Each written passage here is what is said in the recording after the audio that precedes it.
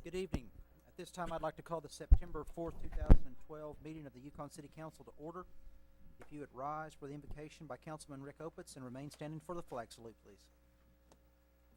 Father, we just thank you for this day. We thank you for the many blessings that you've given our city and our council. And Lord, in your word, you say that there's life and death in the power of the tongue. Father, I speak life over our city. I speak life over our council. And Lord, our words are powerful and they're weighty. So let our words tonight that we speak be spoken with wisdom, knowledge, and understanding. But also, Lord, let them be seasoned with the salt of your precious Holy Spirit. And Lord, again, thank you for the blessings that you give us. In Jesus' name, amen. I pledge allegiance to the flag of the United States of America and to the republic for which it stands, one nation, under God, indivisible, with liberty and justice for all. Call the roll, please. Alberts. Here. Smith. Here. Gerba. Here. McCarran. Here. Opitz. Here. At this time, we have a public hearing that will be held to solicit input from citizens regarding the smoke-free, tobacco-free resolution. Is there anyone here from the public that would like to address the council about this matter? Yes, sir. If you'd come forward to the podium, give us your name and your address. Bill Howell, 805 Garden Grove in Yukon. I just wanted to thank you for having it up because about 20, 30 years ago I took a little girl over to a park over on Holly, South Holly there, and smokers there, and I had to complain, but it didn't never do no good. I thought maybe before I die it'll happen. Well, here it is. We're glad you could be a part of it, sir. Thank you very much for coming tonight. Anyone else like to address the council? Mitzi Maddox, 4921 Smoking Oaks Drive. I just would like to say I'm with the Yukon Coalition. I work with kids and students, and we have a SWAT team. One of them is here tonight, but the other students couldn't be here for various other activities, and we just want you to know that we support making our public places tobacco-free so that our kids and students can be healthier, but also so their parents and grandparents and friends and family, you know, just the whole community, and the medical costs that it would save us. I mean, there's just all kinds of things you could list to benefit, but just the kids' health and fire safety right now. But I mean, you know, like I said, the list could go on, but we want you to know that we support our public places being tobacco-free. Thank you. Mitzi, tell us what the SWAT team is. It's students working against tobacco, and they have different activities that they do every month. Sometimes it's maybe a training on some of the tobacco statistics.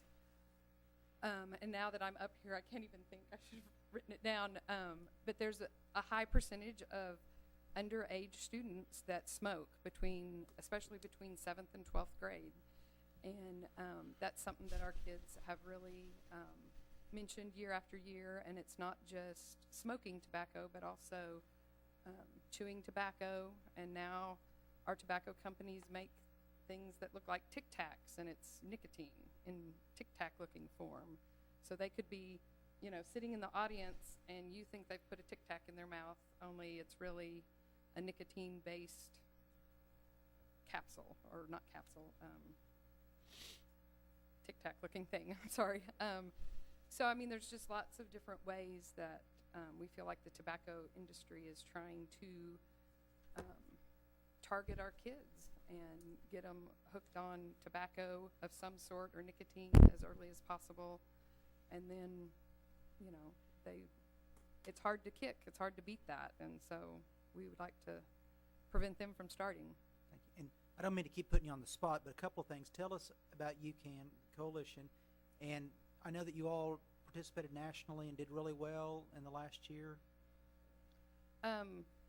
We found out, last year we received a drug-free communities grant, and it's, for 5 years, and so every February we submit a continuation application to keep the money going for that 5 years. And at the end of the 5 years, we can't get any more drug-free communities grants monies, but the idea is at the end of that money, we would be self-sufficient in and we do different things to get to that point. But our mission is to just engage kids and show them how they can have fun and do cool things and stay free of alcohol, tobacco, and other drugs. We also work with prescription drugs. I don't know if everybody here knows, but at the end of June, we got a prescription drug drop box put in our police, in the lobby of our new police station. And, you know, that's just another way to limit access to minors and, you know, really anybody who shouldn't be using somebody else's prescription drugs. We do things like we had Battle of the Bands.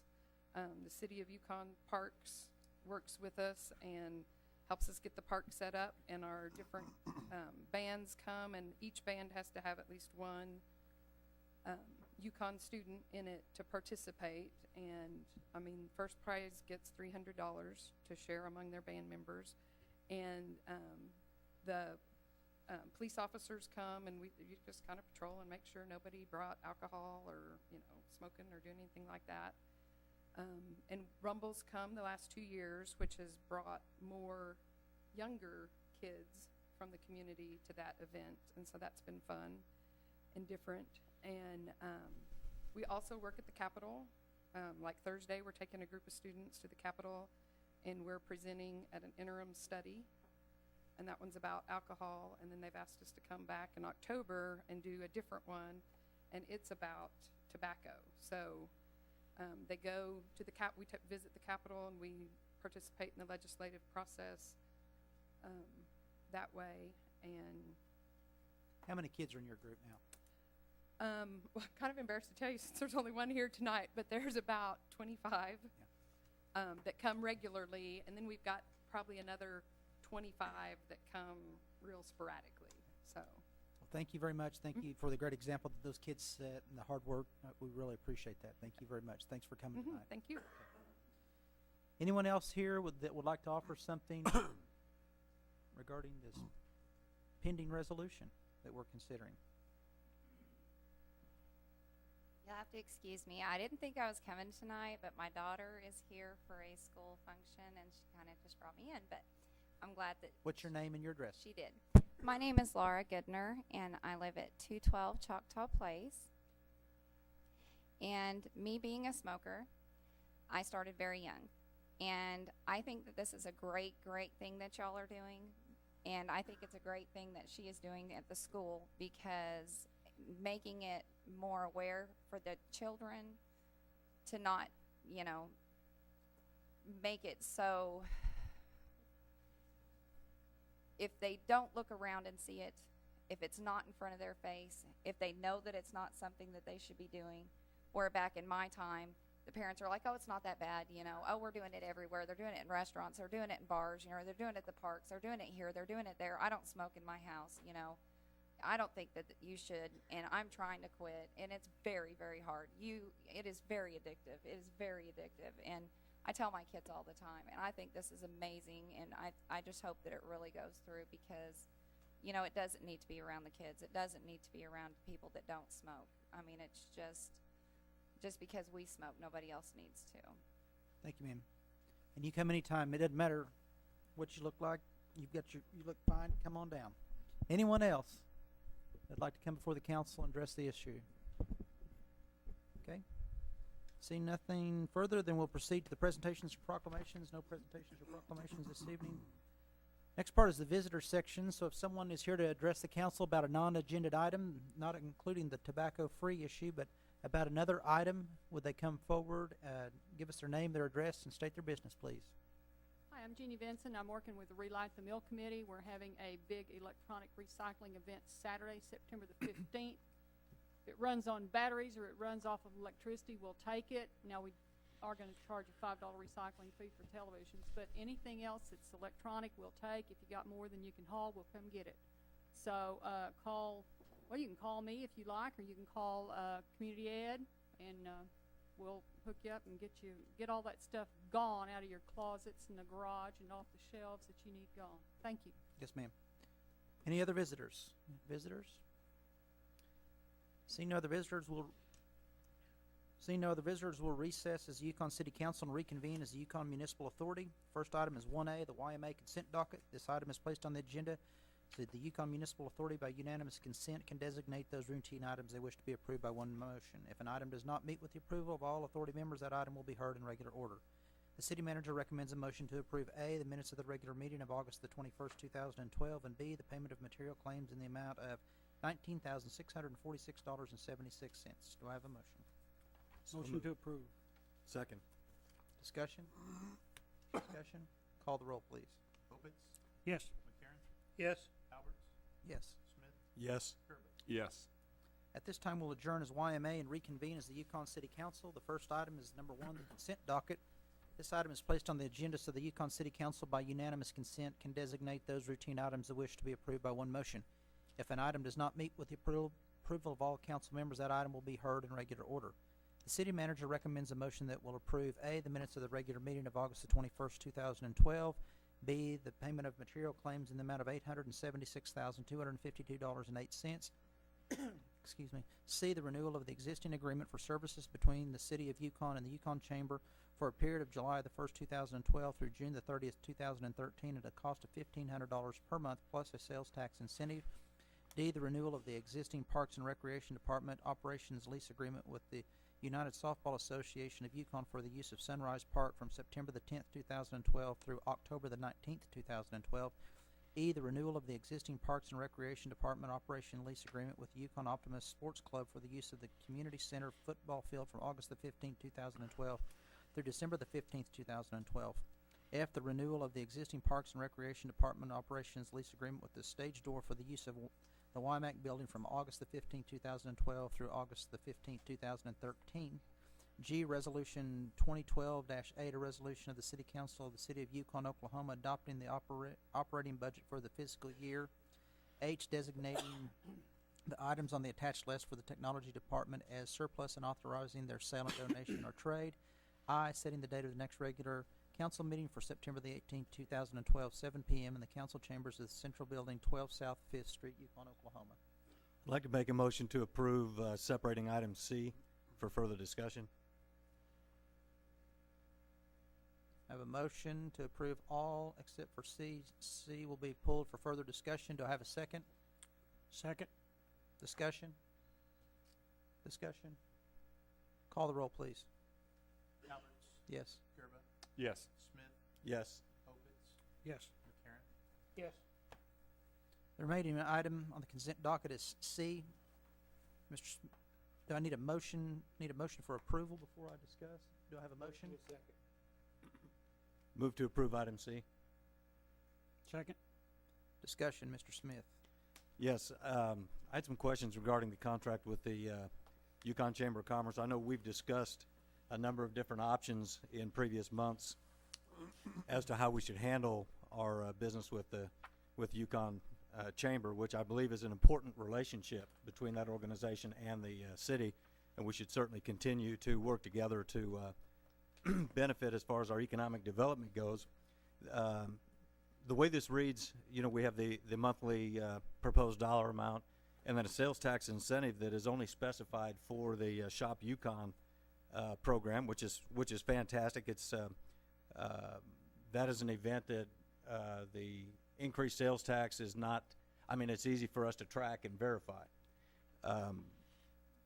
My question is, based on previous discussions, there were other economic development efforts made by the chamber, and I'm curious as to why we would separate those from the sales tax incentive, as long as, say, the chamber, if we had a monthly report of contacts, for example, of businesses they were working to bring to Yukon, why would those types of efforts not also be rewarded by the sales tax incentive?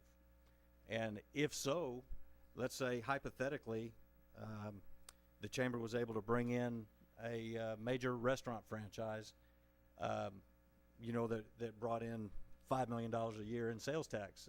Do we then use this same percentage formula to give the chamber 33% of that large of a coup? I mean, that doesn't seem realistic to me, although there should be some reward for the effort. So I'm curious as to how we in the future, I can see a brick wall in our future in the relationship between the city and the chamber if some formula for that type of benefit is not reached. We may not be able to do it on this year's agreement with the chamber, but I'm curious as to why that isn't part of this agreement that we're about to vote on. First of all, the reason it's not is funding source. This is an agreement that is paid from the general fund of the city. Those efforts which you have spoken of would relate to expansion and of retention and expansion of existing businesses in particular, which would be paid from the hotel motel tax rather than from the general fund. First, and then secondly, we must have something that is defendable. Defendable in that we must be able to measure it. Right. Contacts are somewhat subjective. Do they lead to a positive end? So we have chosen to go with something that is defendable and can be measured, which is a particular sales tax. As far as moving forward, this is a one-year agreement. Right. 1 year. So any changes that can be made, whether it be to incentive payments or not, should be addressed in future years. The other thing is that what if we get a company that writes down on a letter to council that it is only through the efforts of the Chamber of Commerce that they located within the city limits of Yukon, not just a Yukon address, but within the city limits of Yukon. The fact of the matter is that if we are expected, as most of the time we are, to provide incentives, whether they be in infrastructure or in sales tax sharing to acquire retailers that will ultimately build the tax base of our city, we cannot afford to pay the chamber an incentive payment and pay the company a payment as well. Well, certainly not 33% like is proposed for the shop Yukon, and that's what I was kind of getting towards. If there is some verifiable effort, would that then produce a payment for the chamber of a smaller percentage paid from? Very well could, but that hotel has motel tax. It would very well set could aside for economic development. very well could, Councilman, but it has not been negotiated. We, working with the management of the chamber, decided that this was an appropriate way to approach it. I think that if you look at the amount based on last year's sales, that you will find that it comes up to $30,000. Yes, actually, that And would be if something. and if you then apply a growth rate for the chamber that would equal what sales tax has grown over the last year, and say that sales will additionally grow by that same amount, it amounts to a $1,200 increase or $31,200. So that's how we got to this point for this year. Right. Okay. Thank you. Mr. Opitz? I like it. I like what I see here. I don't have any comment about it except I like it. Anyone else? I have a couple questions. I'd like, what's the formula for 2012? The formula. Well, you're going to pay them 33%. So you take total sales within the city limits times 0.04 times 0.13 times 0.33. I'm sorry. And also remember that included in this contract, never before, they're paying us back rent on the building that they occupy in the amount of $375 a month. Okay, for the month, what months? It's beginning in July. The rent begins in July. No, I'm sorry, I'm worried, I'd like to know the formula for the 33%. So it's 04 times 33 for what, how many days? Well, you take the sales attributed to those merchants that are enrolled in Shop Yukon. Okay, when does that start? It has already started. Well, the enrollment has. Yeah, the enrollment has already started. Not the sales. Okay, but when does the program, Usually around the middle of November. Paisley. It starts December 16th, and it's Name going, and I'm your- sorry. sorry, Paisley, I'm sorry. we know you, but, Paisley Hopkins, Executive Director, Yukon Chamber of Commerce, thank you. 510 Elm. We are enrolling people right now, and we will start November 2nd. We kick off the very first weekend in November. We run all the way through November to December 16th. And just like Grayson said, we will count the sales of the people who are enrolled and calculate the tax dollars for that much money through those days. Okay, so are the merchants required to keep, how do you keep track from November the 2nd Sure. through the 16th? We have tickets that we disperse. When you join Shop Yukon as a merchant, you get a certain number of ticket rolls. They start with 2,000, and as they go, the more tickets they need, we deliver them when they ask, and we try to keep track of them. And they put them in the box, and we go and we pick them up. And each ticket is worth $10. This year we've changed it a little bit. Merchants can request tickets that are worth $100 a piece, and that way they don't have an enormous volume of tickets for people who buy larger purchases, mattresses, furniture, anything over $1,000. Okay, so it's the $10 tickets, so you're able to keep track of $10, it that way. right, and $100 tickets, so that when they come back in, we keep track of who had what roll. Then when the rolls come back in, if they didn't use a whole roll, we sit down, check the numbers, do the math, and calculate each single one is worth $10, and then it goes into the formula. Does that make sense? Yeah, I just think it, Well, yeah. Mr. Smith, and the chamber and the relationship with the city in the last 10 years has come a long way, and I think we're in a great place right now. I agree with Rick. I think it's great. But nothing will create a wall, like Ken said, any quicker than math and numbers. And I don't want to see us arguing over what the amount. So now we know there's tickets will be sold from November the 2nd through the 16th. Mhm. The total number of the tickets will multiply the sales tax off of that, which is 4 cents. 4 cents. That'll be multiplied times 0.33. Okay. That's what I needed to know. Correct. We already have 17 people signed up, so Outstanding. That's Paisley, where- while you're standing there, I have a question. Yes. If I went and bought $100 item, wouldn't I rather have 10 tickets instead of one ticket? that's right. Well, we're going to do 2 different drawings, but those $100 tickets are really reserved for purchases over 1,000. But we will draw from the $100 pile, and we will draw from the $10 pile. So, Okay. is that good? That work? Okay. Thank you. Thank you. And then, when does the chamber get their check? After the funds are collected, verified, so usually, they've got, first of all, we don't get the sales tax back from that until 2 months later. Right. It's been verified, February, they get their check. So in February is when, Or March. Or March, whenever we get the money. I mean, it's so but it'll be paid to the chamber after we receive after we receive it. November and December's. Right.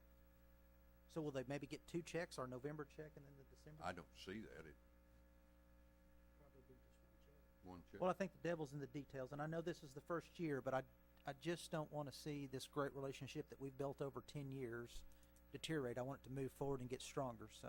Well, this is the first year of this particular agreement, but the working with the city and the $30,000 supplement, not supplement, but $30,000 contractual agreement with the city's been in place for, well, might be that 10 years you're talking It's about. it's been there for a long time. This way the chamber has a chance to do much better, Absolutely. much better. Incentive. And Paisley, we think you're doing a great job, or I'm sorry, I can't speak for the council. I think you're doing a great job. Thank you for coming. Thank you for your good information. Any other discussion? We think you're doing a great job too. Well, Nick's piggyback. He moved my chair a minute ago, so I wouldn't believe him. My chin, never mind. Discussion. Call the roll, please. Smith, Yes. McCarron, Yes. Gerba, Yes. Albert, Yes. Yes. Next item is number 2, reports, boards, commissions, city officials. Nothing this evening? Nothing this evening, Mayor. Item 3 is consider approving resubmittal of the final plat of Stone Mill Phase, was that 4? 4. For the name change from 3N Development LLC to 4N Development LLC. Motion to approve. Second. Discussion? Yes, are there, since we weren't provided a new plan, I'm gonna just, be the devil's advocate here and ask for some reassurance that the only change in that plat is in the name. The name of 3N the to owner of 4N. the plat. Okay, thank you. They just forgot an N. Put another one in there. Any other discussion? Call the roll, please. Skirbo, Yes. Smith, Yes. Opitz, Yes. McCarron, Yes. Alberts. Yes. Next item is 4, that's the city manager's report, information purposes only. First, the City Hall skylight project has been completed. We have had a blue tarp that has shrouded the stained glass of the dome of the City Hall for much longer than I've been here. That tarp has done little to abate the rain that falls in buckets in the middle of the lobby. That has been repaired, has been through 2 rainstorms, one of them rather heavy, and we find that we now have a dry lobby after the repair is done. Also, while it does not allow the stained glass, which is really quite beautiful in the dome, it does not allow that to be seen from the outside of the building. I don't know how many people really slowed down at 35 miles an hour to take a look up at the dome as they drove by. But it does now allow enough light through the canopy that has been placed over it to really light up the stained glass. And it really is quite beautiful. And if you do have an opportunity, please come by City Hall. We'd love for you to stand there. The one thing that we have noticed is there's an echo in the middle of the lobby, a rather pronounced echo, and you can't stand anywhere within the middle part of the lobby speaking in a whisper and not be heard by several people all around the various offices around City Hall. Is that a warning? That is a warning. And also, well, take it like you want.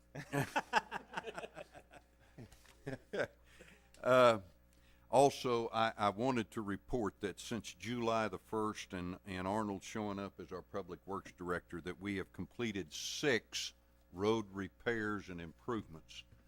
And that has been accomplished in 60 days. First of all, Ranchwood, out by Ranchwood Elementary, we have in fact replaced 2 panels of the street, as well as repairing the sidewalk and making it compliant with ADA, including the handicap ramps in the by Ranchwood Elementary.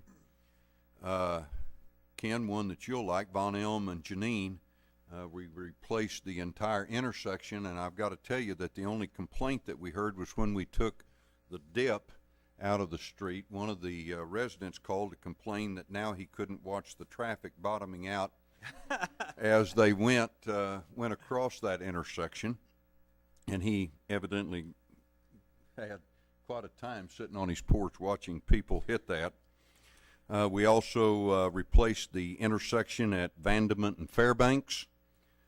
Cambridge and Abbeywood, we replaced the curb, the gutter, and also a panel across the street where we are having some real problems with unstable soil causing concrete creep, where it butts against one another and blows up the street and all the curbs and everything like that. I can also tell you that it happens under houses because I've had to put piers under the corner of my house to jack it back up from unstable soil. Cambridge and Yukon Parkway, the panel repair, talked about there. And then also you approved some time ago a cost-sharing plan on Frisco Road. That was completed last Friday. It is a double chip and seal. and it actually widened the roadway and improved the drainage ditches along both sides. Very good project. Arnold, we appreciate your work. We appreciate the work of your streets department, and we appreciate the work of Brewer Construction, which helped us with all of those things. I will also tell you that we have completed the first week of operation, albeit a training week, for the street sweeper. I can also tell you that we are removing 10 cubic yards of material from our streets on a daily basis. Now, ultimately, that will go down. That is quite a lot of material, but ultimately it will go down as we move throughout the community and get all the material off the curbs and the gutters. So we feel very good about that.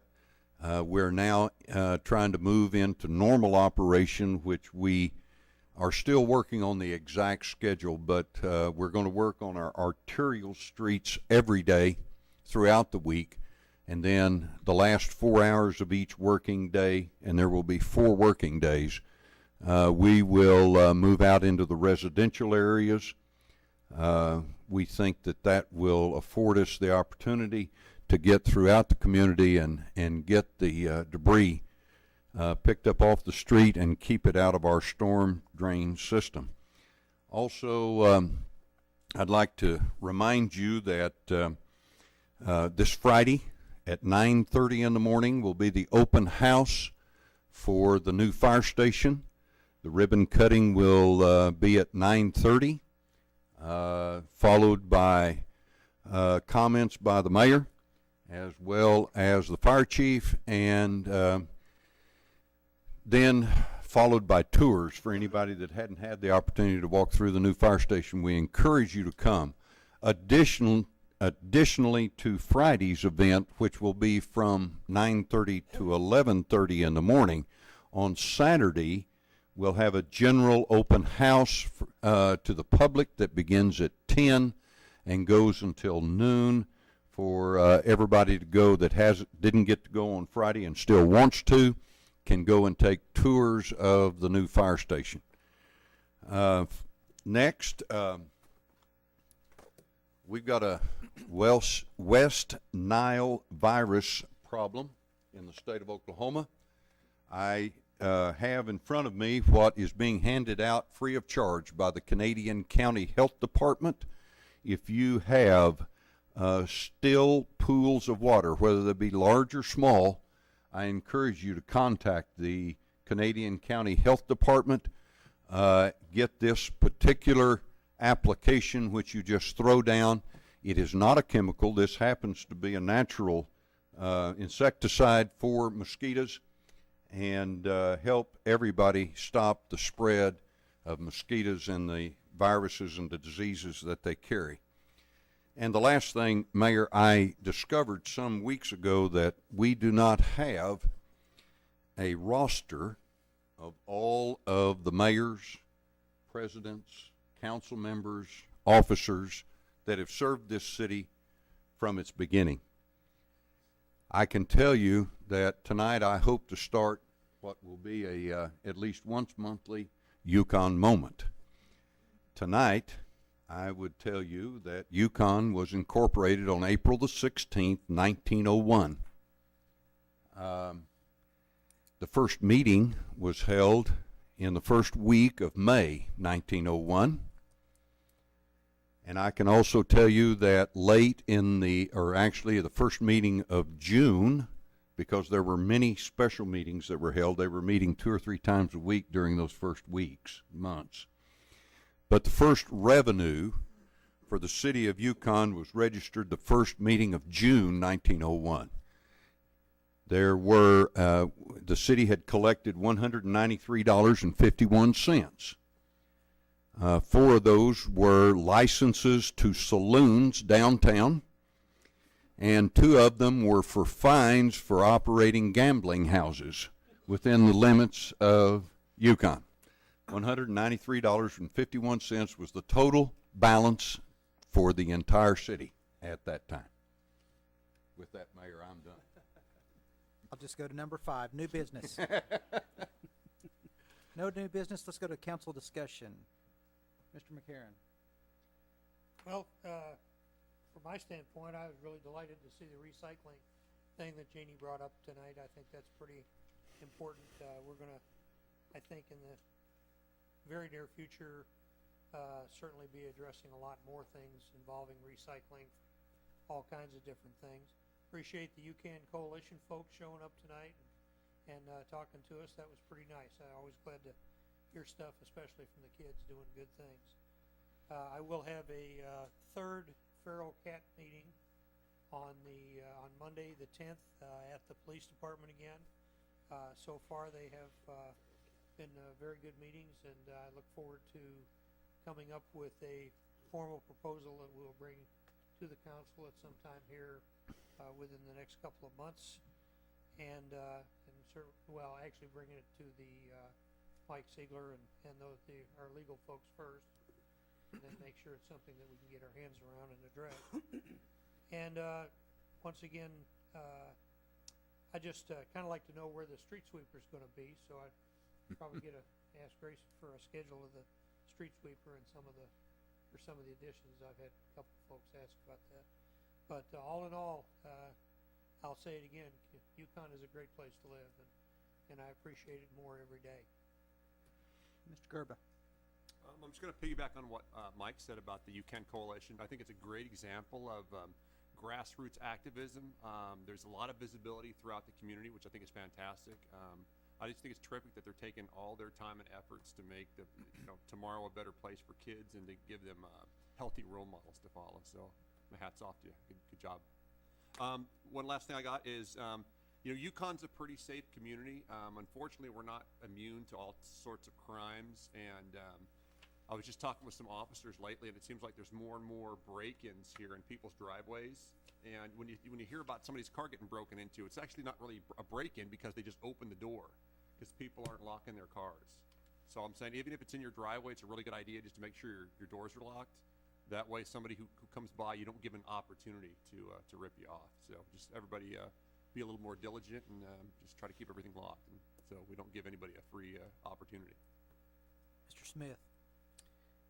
Yes, I'd like to thank Arnold, our Public Works Director, for giving priority to that Von Janine intersection. I was getting a number of phone calls on it before it started, and you were very prompt as far as the projected time, when it was going to be started, when it was going to be complete. So I want you to know how much I appreciate that. Also, I had a call from a fellow that lives out on, I'm thinking it's Frisco Lane is the name of the road. Frisco northwest. Drive. Frisco Drive, northwest of Yukon. He's lived out there for a long time. He's a good citizen, business owner here in town, and I think he was somewhat surprised, and I'm a little bit surprised to find out that is not a dedicated Yukon street. Almost got there one time. Well, I wonder if that's something that we could look into, because that is a street that needs some maintenance, or possibly we could work hand in hand again with the county in the interim to maybe get that one chip and sealed.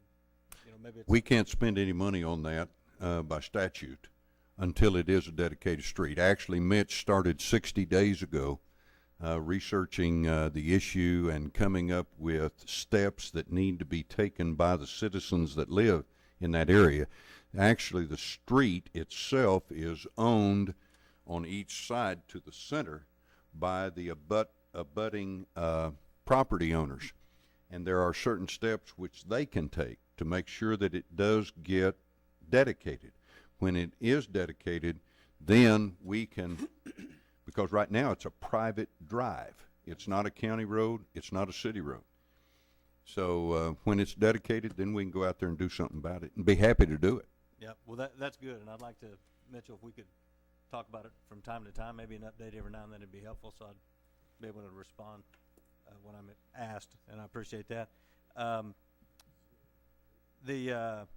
talked with John Knuppel, my representative for the Traffic Commission, about the possibility of adding a stop sign on Victoria to slow down the drag racing that's going on there. It's not really drag racing, obviously, but people are using that as a shortcut from Holly West. And please, folks, there's a school right there. That's a residential area.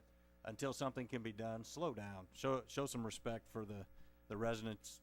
We don't want people racing down our street any more than anyone else. So please be careful in that area. Also, I would like to ask Arnold if he could look into, some time ago on Snowmass and Cornwell, our neighborhood watch sign was hit by a car, pole was knocked down. Sign wasn't damaged, pole was damaged, but it never came back. City truck, they threw it in the city truck and took it, and we haven't seen it since. So if that's something you could look into for me, I would certainly appreciate that. Snowmass and Cornwell, yes, sir. And let's see, one last thing. The non-smoking resolution, I personally think is a very good idea, and I did expect to have people come up, non-smokers come up and say that it was a good idea. I did not expect to have an active smoker, and congratulations. Wish you luck on your attempts to quit, and I hope you succeed in that. But I felt good that even a smoker is in favor of a resolution against smoking on city property. So I hope that's something that we can all get behind, and that resolution happens quickly. So that being said, have a great night, and that's all for me, Mr. Mayor. Mr. Opitz. The fire department. We're all finished with that fire department, and folks, if you haven't seen the new fire department, please come out Friday or Saturday and see the new fire department. Do a little tour, because you're going to see a state-of-the-art facility like you've never seen before, and it's going to be amazing to you. Now, we're all done. We're all finished with that. All the bills are in. I think they're all paid, aren't they, Grayson? They're all paid. All right. So Well, they're paid. We have not paid everybody because we're still waiting on a couple of little things, but we're basically finished with it. So please come out and see it, and I think you'll be pleasantly surprised, and come out and visit with the fire people, see what they think about it, because we have a great fire department in this city. We have a great police department in this city, and we have some great people in this city. And you visitors that come tonight, thank you so much for coming and sharing. Come again? Okay, he says the fire station was under budget. That's a good thing. But back to what I was saying, you visitors that come tonight and share, it's because you care about Yukon. And I like that, because I care. I'm a citizen of Yukon. Just because they let me in, because I'm from western Oklahoma, I just kind of snuck in under the veil. But it's a great city, and I'm really, really proud to be here, and I'm really, really proud of our city and the city council here. And I just want to thank you for coming and sharing with us. And please feel free, as the mayor said, to do that anytime. Okay? Thank you.